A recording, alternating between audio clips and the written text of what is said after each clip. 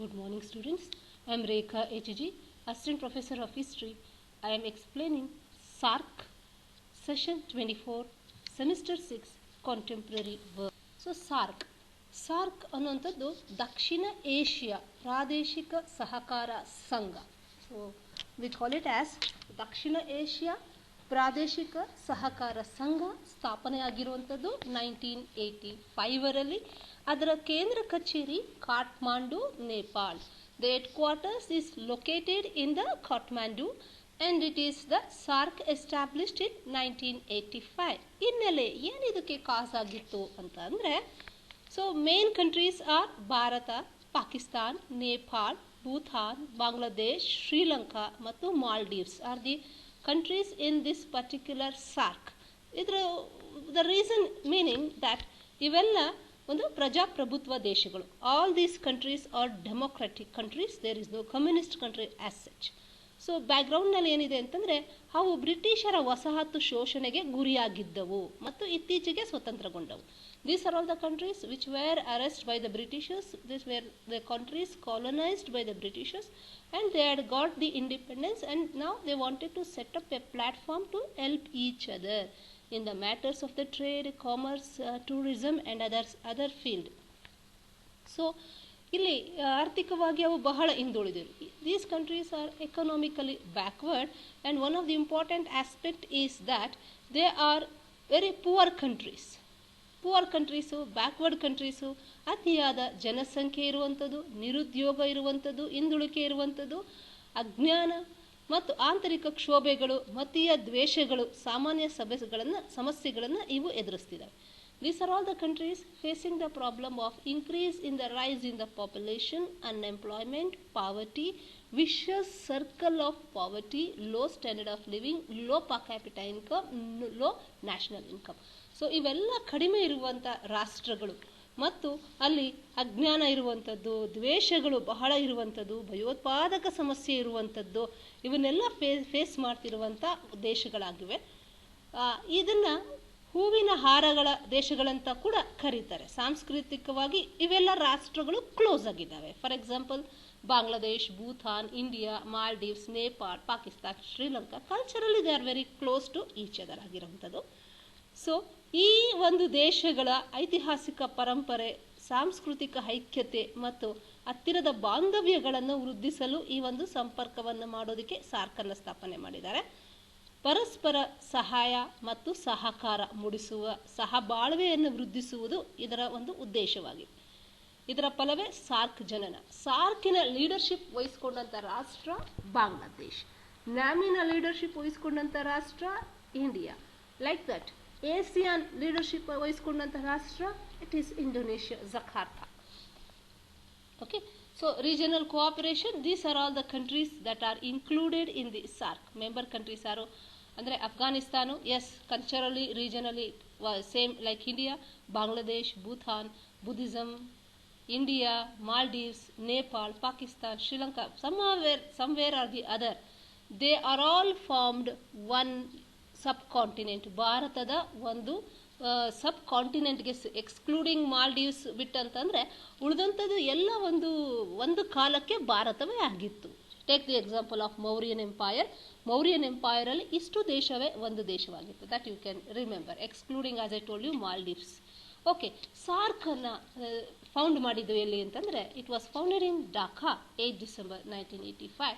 It's secretariat is based in Kathmandu, Nepal. ಇದು ಕಾಠ್ಮಂಡು, ನೇಪಾಳ್ನಲ್ಲಿ ಇದರ secretariat ಮಾಡಿರುವಂಥದ್ದು. ಸೊ ದಕ್ಷಿಣ ಏಷ್ಯಾ ರಾಷ್ಟ್ರಗಳ ಪ್ರಾದೇಶಿಕ ಕೂಟ ಇದನ್ನು ಡಿಸೆಂಬರ್ 7, 1985 ಬಾಂಗ್ಲಾದೇಶ್ ರಾಜಧಾನಿ ಢಾಕಾದಲ್ಲಿ ಸ್ಥಾಪಿಸಲಾಯಿತು. ಅದರ ಪ್ರಧಾನ ಕಚೇರಿ ನೇಪಾಳದ ರಾಜಧಾನಿ ಕಾಠ್ಮಂಡುನಲ್ಲಿದೆ.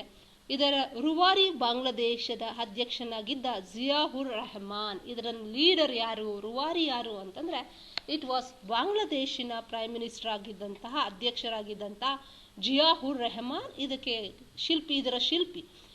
ಇವರ ದಕ್ಷಿಣ ಏಷ್ಯಾ ದೇಶಗಳು, ಆಸ್ ಐ ಟೋಲ್ಡ್ ದಿಸ್, ಈ ದೇಶಗಳೆಲ್ಲ ಸೇರಿ ಒಂದು ವಿದೇಶಾಂಗ ನೀತಿಯನ್ನು ಮಾಡ್ಕೊಳ್ತಾರೆ. ಅದನ್ನೇ ನಾವು ಸಾರ್ಕ್ ಅಂತ ಕರಿತೀವಿ. ಇದು ಸಾರ್ಕ್ ದೇಶಗಳಿಂದ ಉತ್ತಮ ಪ್ರತಿಕ್ರಿಯೆ ಕೂಡ ಬಂದಿರುವಂಥದ್ದು. ಈ ನಿಟ್ಟಿನಲ್ಲಿ ಈಗಲೂ ಕೂಡ we have this SAARC presently also. So Afghanistan SAARC ದೇಶಗಳು 8 ಇರುವಂಥದ್ದು ಪ್ರೆಸೆಂಟ್ಲಿ. ಸೊ ವಿ ಹ್ಯಾವ್ ವಿದೇಶಾಂಗ ಕಾರ್ಯದರ್ಶಿಗಳ ಸಭೆ ನಡೆದ ನಂತರ 7 ರಾಷ್ಟ್ರಗಳ ವಿದೇಶಾಂಗ ಮಂತ್ರಿಗಳು ಸಭೆ ಸೇರಿ ದೆಹಲಿ, ಮಾಲೆ, ಟಿಪು ಅಲ್ಲಿ ಜರುಗ್ತವೆ. ಈ ಸಭೆಗಳಲ್ಲಿ ನಡೆದ ಚರ್ಚೆ ಫಲವಾಗಿ ಕೊನೆಯ ಈ ದೇಶಗಳ ಸರ್ಕಾರದ ವಿದೇಶಾಂಗ ಸಚಿವ ಮುಖಂಡರು ಬಾಂಗ್ಲಾದೇಶದ ರಾಜಧಾನಿ ಢಾಕಾದಲ್ಲಿ ಸಭೆ ಸೇರಿ ಸಾರ್ಕ್ ಅನ್ನು ಸ್ಥಾಪಿಸಿಕೊಳ್ತಾರೆ. ಡಿಸೆಂಬರ್ 7 ಸಾರ್ಕ್ ಡೇ ಆಗಿದೆ. ಡಿಸೆಂಬರ್ 7 ಸಾರ್ಕ್ ಡೇ ಆಗಿರುವಂಥದ್ದು. ಇದರ ಪ್ರಥಮ ಶೃಂಗಸಭೆ ಆಗಿದ್ದು ಕೂಡ ಢಾಕಾನಲ್ಲಿ. ಇದೊಂದು ಸ್ವತಂತ್ರ ರಾಷ್ಟ್ರಗಳ ಪ್ರಾದೇಶಿಕ ಸಹಕಾರ ಸಂಘ ಆಗಿರುವಂಥದ್ದು. ಸೊ ಪ್ರೆಸೆಂಟ್ಲಿ 8 ಇರುವಂಥದ್ದು. 2007 ದೆಹಲಿಯಲ್ಲಿ ನಡೆದ ಸಾರ್ಕ್ ಶೃಂಗಸಭೆಯಲ್ಲಿ ಅಫ್ಘಾನಿಸ್ತಾನ ಕೂಡ ಸಾರ್ಕ್ಗೆ ಸೇರಿಸಿಕೊಳ್ತಾರೆ. ಹೀಗಾಗಿ ಸಾರ್ಕಿನ ಸಂಖ್ಯೆ 7ರಿಂದ 8ಕ್ಕೆ ಏರಿದೆ. ಮತ್ತು ಜಪಾನ್ ಮತ್ತು ಚೀನಾ ದೇಶಗಳಿಗೆ ಸಾರ್ಕ್ನಲ್ಲಿ ವೀಕ್ಷಕ ಸ್ಥಾನ ನೀಡಲಾಗಿದೆ. ಅಬ್ಸರ್ವೇಷನ್ ಮಾಡೋದಕ್ಕೆ ಒಂದು ಸ್ಥಾನ ಕೂಡ ನೀಡಲಾಗಿದೆ. This association promotes development of economic and regional integration. Background ಎಲ್ಲ ಸೇಮ್ ಇದೆ students. All the countries are poor. ಎಲ್ಲ ಬಡ ರಾಷ್ಟ್ರಗಳು, ಎಲ್ಲ ಜನಸಂಖ್ಯೆ ಇರುವಂಥ ರಾಷ್ಟ್ರಗಳು, ಜೊತೆಗೆ ಎಲ್ಲ ಬ್ರಿಟಿಷರ ವಸಾಹತು ಆಗಿರುವಂಥ ರಾಷ್ಟ್ರಗಳು ಹೊರಗೆ ಬಂದು ತಮ್ಮ ಸಮಸ್ಯೆಗಳನ್ನು ಬಗೆಹರಿಸ್ಕೊಳ್ಳೋ ಒಂದು ಪ್ರಯತ್ನದಲ್ಲಿ ಒಂದು ಪ್ಲಾಟ್ಫಾರ್ಮ್ ಆಗಿ ಕ್ರಿಯೇಟ್ ಮಾಡಿಕೊಂಡು ತಮ್ಮ development, economic, social, cultural develop ಮಾಡ್ಕೊಳ್ಳೋ ಒಂದು ಉದ್ದೇಶದಿಂದನೇ ಈ ಸಾರ್ಕ್ ಅಸ್ತಿತ್ವಕ್ಕೆ ಬರುತ್ತೆ. So SAARC maintains permanent diplomatic relations at United Nations as an observer and has developed link with multilateral entities including the European Union. So Ziaur Rahman of the Bangladesh was a chief architect of SAARC. Uddesha to create a sense of cooperation and understanding among the South Asian countries. He tried to establish a common meeting ground for the heads of the government of South Asian countries. The charter of the SAARC was signed by, ಆಗ ನಮ್ಮ ದೇಶದಲ್ಲಿ ಯಾರು ಪ್ರಧಾನಮಂತ್ರಿ ಆಗಿದ್ರು ಅಂದರೆ ರಾಜೀವ್ ಗಾಂಧಿಯವರು. ಅವರು ಈ ಒಂದು ಚಾರ್ಟರನ್ನು ಸಹಿ ಹಾಕ್ತಾರೆ. ಪ್ರೆಸಿಡೆಂಟ್ ಆಫ್ ಪಾಕಿಸ್ತಾನ್ ಜಿಯಾ ಉಲ್ ಹಕ್ ಆಗಿರ್ತಾರೆ. ಪ್ರೆಸಿಡೆಂಟ್ ಆಫ್ ಬಾಂಗ್ಲಾದೇಶ್ ಈರ್ಷದ್ ಆಗಿರ್ತಾರೆ. ಪ್ರೆಸಿಡೆಂಟ್ ಆಫ್ ಶ್ರೀಲಂಕಾ ಜಯವರ್ಧನೆ ಆಗಿರ್ತಾರೆ. ಸೊ ನೇಪಾಳದ ಅಧ್ಯಕ್ಷ ಕಿಂಗ್ ಬೀರೇಂದ್ರ ಬೀರ್ ಬಿಕ್ರಮ್ ಶಾ ದೇವ್ ಆಗಿರ್ತಾರೆ. ಅದೇ ರೀತಿ ಕಿಂಗ್ ಜಿಂಗ್ಮಿ ವಾಂಗ್ ಚುಂಗ್ ಭೂತಾನಿನ ಅಧ್ಯಕ್ಷರಾಗಿರ್ತಾರೆ. ಅಬ್ದುಲ್ ಗಯೂಮ್ ಮಾಲ್ಡೀವ್ಸಿನ ಅಧ್ಯಕ್ಷರಾಗಿ ಇಷ್ಟು ಜನ ಸೇರಿ ಈ ಒಂದು ಕೂಟವನ್ನು ಒಂದು ಓಪನ್ ಮಾಡುವಂಥ ಪ್ರಯತ್ನ ಮಾಡ್ತಾರೆ. They all try to create a friendly atmosphere ಅಂತ ಹೇಳ್ಬೋದು. ಇದು ಕಲೆಕ್ಟಿವ್ ಸೆಕ್ಯೂರಿಟಿ ಅನ್ನೋದಕ್ಕಿಂತ ತಮ್ಮ ತಮ್ಮ ಸಮಸ್ಯೆಗಳನ್ನು ಬಗೆಹರಿಸ್ಕೊಳ್ಳೋ ಒಂದು ಇಂಟೆನ್ಷನ್ ಕೂಡ ಈ ಒಂದು ಸಾರ್ಕ್ನಲ್ಲಿ ಆಗಿರುತ್ತೆ. ಉದ್ದೇಶಗಳು ಏನು? What are the objectives of the SAARC ಅಂತಂದರೆ, ದಕ್ಷಿಣ ಏಷ್ಯಾ ಜನರ ಕಲ್ಯಾಣ ಸಾಧಿಸುವುದು, ಈ ಒಂದು ಏಷ್ಯಾದ ಜನರ ಕಲ್ಯಾಣ ಸಾಧಿಸುವುದು ಹಾಗೂ ಅವರ ಜೀವನ ಮಟ್ಟ ಉತ್ತಮಪಡಿಸುವುದು. ಆಸ್ ಐ ಟೋಲ್ಡ್ ಯು, ಎಲ್ಲ ಬಡ ರಾಷ್ಟ್ರಗಳು, ದಕ್ಷಿಣ ಏಷ್ಯಾ ರಾಷ್ಟ್ರಗಳ ರಾಜಕೀಯ, ಆರ್ಥಿಕ, ಸಾಮಾಜಿಕ, ಸಾಂಸ್ಕೃತಿಕ ಮತ್ತು ವೈಜ್ಞಾನಿಕ ಕ್ಷೇತ್ರಗಳಲ್ಲಿ ಸಹಕಾರ, ಸಹಯೋಗ ಮತ್ತು ಅಭಿವೃದ್ಧಿ ಸಾಧಿಸುವುದು ಕೂಡ ಒಂದು ಆಬ್ಜೆಕ್ಟಿವ್ ಆಗಿರುತ್ತೆ.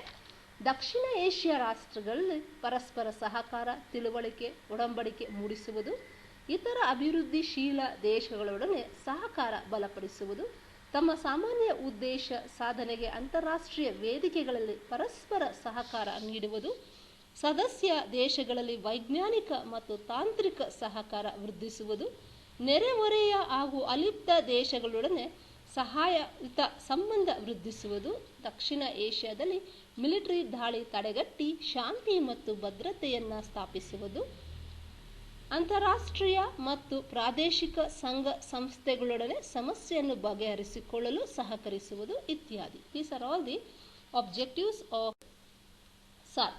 That means to say, to contribute to mutual trust, understanding and appreciation of each other's problem, to promote active collaboration and mutual assistance in economic, social, cultural, technical and scientific fields, to strengthen cooperation among themselves in international forums on matters of common interest, and to cooperate with international and regional organizations with similar aims and purposes. ಇಲ್ಲಿ thoughts ಏನಿದೆ ಅಂತಂದರೆ, ಮೇಯ್ನಾಗಿ ತಮ್ಮ ಒಂದು ಉದ್ಯೋಗವನ್ನು ಹೆಚ್ಚು ಮಾಡಿಕೊಳ್ಳುವಂಥದ್ದು, ಆರ್ಥಿಕ ಅಭಿವೃದ್ಧಿಯನ್ನು ಸಾಧಿಸುವಂಥದ್ದು ಮತ್ತು ಒಂದು ವೈಜ್ಞಾನಿಕ ಅಭಿವೃದ್ಧಿಯನ್ನು ಪಡ್ಕೊಳ್ಳುವಂಥದ್ದು, ತಾಂತ್ರಿಕ ಅಭಿವೃದ್ಧಿ ಪಡಿಸ್ಕೊಳ್ಳುವಂಥದ್ದು. These are all the aim of this forum, international forums. ಮತ್ತು ಬಡತನ ನಿರ್ಮೂಲನೆ ಮಾಡ್ಕೊಳ್ಳೋದು ಕೂಡ ಒಂದು ಆಸ್ಪೆಕ್ಟ್ ಆಗಿರುತ್ತೆ. Almost all are poor countries. Principal organ ಅಂತ ಅಂದರೆ it is meeting of heads of state of government held at summit level ಆಗಿರುತ್ತೆ, ಆನ್ಯುವಲ್ ಬೇಸಿಸ್ ಮೇಲೆ ಆಗುವಂಥದ್ದು. Standing committee of foreign secretariats committee provides over all monitoring and coordination, determines priorities, mobilize resources and approve projects and finance.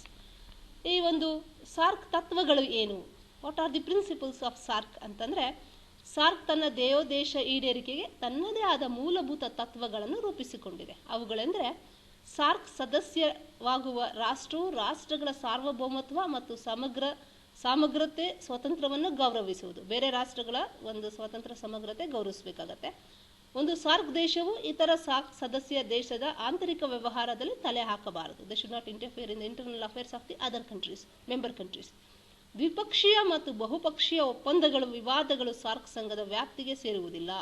ಈಗ for example India ಮತ್ತು ಪಾಕಿಸ್ತಾನ ಭಯೋತ್ಪಾದನೆ ಸಾರ್ಕ್ಗೆ ಸೇರೋದಿಲ್ಲ, ಆ ಸಮಸ್ಯೆ. India ಮತ್ತು China ಸಮಸ್ಯೆ ಸಾರ್ಕ್ಗೆ ಸೇರೋದಿಲ್ಲ, ಕೆಲವೊಂದು ಮಾತ್ರ ಸೇರುವಂಥದ್ದು. ಇಲ್ಲಿ ಸ್ಟ್ರಕ್ಚರ್ ಅಂತ ಹೇಳುವಾಗ ಹೇಳಿದೆ, ಶೃಂಗಸಭೆ ಸಮಿಟ್ ಮೀಟಿಂಗ್ ಆಗುತ್ತೆ, ಮತ್ತೊಂದು ಮಂತ್ರಿಗಳ ಸಭೆ, that is council of ministers will do the what you call administrative part of the SARC. Secretariat ಇದು ಸಾರ್ಕಿನ ಆಡಳಿತಾಂಗ. ಸಾರ್ಕಿನ ಕಾರ್ಯಾಲಯ ನೇಪಾಳದ ರಾಜಧಾನಿ ಕಾಠ್ಮಂಡುನಲ್ಲಿದೆ. ಇದನ್ನು ಜನವರಿ 1987 ಸ್ಥಾಪಿಸಲಾಗುತ್ತೆ. ಮಹಾ ಕಾರ್ಯದರ್ಶಿ ಇದರ ಮುಖ್ಯಸ್ಥ. ಅವನನ್ನು ಮಂತ್ರಿಗಳ ಮಂಡಳಿ ಸದಸ್ಯರು ರಾಷ್ಟ್ರಗಳ ಅವನನ್ನು ಅಪಾಯಿಂಟ್ ಮಾಡ್ತಾರೆ. ಅವನ ನೆರವಿಗೆ ಪ್ರತಿ ಸದಸ್ಯ ರಾಷ್ಟ್ರಕ್ಕೆ ಒಬ್ಬರಂತೆ 8 ನಿರ್ದೇಶಕರು ಹಾಗೂ ಸಹಾಯಕರು ಇರ್ತಾರೆ. ಸಾರ್ಕ್ ಶೃಂಗಸಭೆಯನ್ನು ಏರ್ಪಡಿಸುವುದು, ನೀತಿಗಳನ್ನು ಜಾರಿಗೆ ತರುವುದು ಕಾರ್ಯದರ್ಶಿ ಕರ್ತವ್ಯಗಳಾಗಿವೆ. ಇವುಗಳ ಜೊತೆಗೆ ಸುಸೂತ್ರವಾಗಿ ತನ್ನ ಕಾರ್ಯಗಳ ನಿರ್ವಹಣೆಗೆ ಕೆಲವು ಸ್ಥಾಯಿ ಮತ್ತು ತಾಂತ್ರಿಕ ಸಮಿತಿಯನ್ನು ಕೂಡ ರಚಿಸಿಕೊಂಡಿರುವಂಥದ್ದು.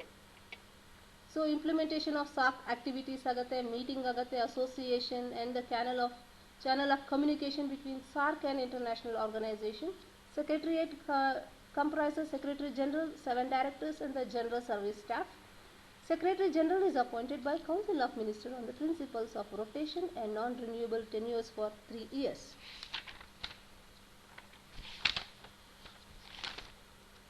Okay. ಸೊ ಹಲವಾರು ಸಮಿತಿಗಳು ಕೂಡ ಮಾಡಿಕೊಂಡಿದ್ದಾರೆ. ತಾಂತ್ರಿಕ ಸಮಿತಿ, ಮಹಿಳೆಯರ ತಾಂತ್ರಿಕ ಸಮಿತಿ, ದೂರ ಸಂಪರ್ಕ ತಾಂತ್ರಿಕ ಸಮಿತಿ, ಶಿಕ್ಷಣ ಮತ್ತು ಸಾಂಸ್ಕೃತಿಕ ಸಮಿತಿ, ಪ್ರವಾಸೋದ್ಯಮ ತಾಂತ್ರಿಕ ಸಮಿತಿ, ಕಾರ್ಯಕಾರಿ ಸಮಿತಿ.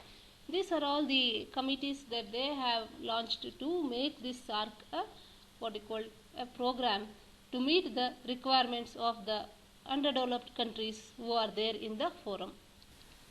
ಅಚೀವ್ಮೆಂಟ್ಸು, ಫ್ರೀ ಟ್ರೇಡಲ್ಲಿ ಭಾಳ ಇಂಪಾರ್ಟೆನ್ಸ್, ಮುಕ್ತ ಮಾರುಕಟ್ಟೆಗೆ ಇಂಪಾರ್ಟೆನ್ಸ್ ಕೊಡ್ತಾರೆ. ಮತ್ತು ಟ್ರೇಡಿಂಗ್ ಅಗೇನ್ಸ್ಟ್ ಮೆಂಬರ್ ಕಂಟ್ರೀಸ್ ಅಂದರೆ South Asia preferential trading agreement for promoting trade against the trade amongst the member countries came to effect in 1995. Free trade, ಮುಕ್ತ ಮಾರುಕಟ್ಟೆ, confine to goods but excluding ಸರ್ವಿಸಸ್ನ exclude ಮಾಡ್ತಾರೆ. Like information technology, agreement was sign to reduce custom duties of all traded goods to 0 by year 2016. SARC agreement on trade in services is following GATT plus positivist approach for trade and services in liberalization. SARC university establish ಮಾಡಿರುವಂಥದ್ದು.